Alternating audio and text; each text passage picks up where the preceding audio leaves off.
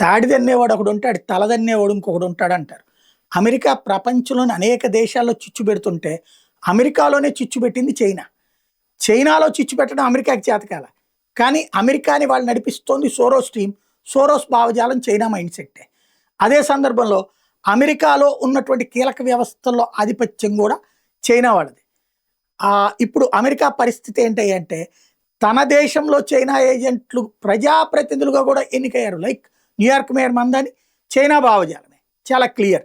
ఇప్పుడు తాజాగా టెక్సాస్ సంబంధించి అదే గొడవ వచ్చింది. లేటెస్ట్గా కాలిఫోర్నియా డెమోక్రాట్ మేయర్, అంటే ఈ బైడెన్ వాళ్ళ పార్టీకి సంబంధించినటువంటి మేయరు తాజాగా రాజీనామా ప్రకటించింది.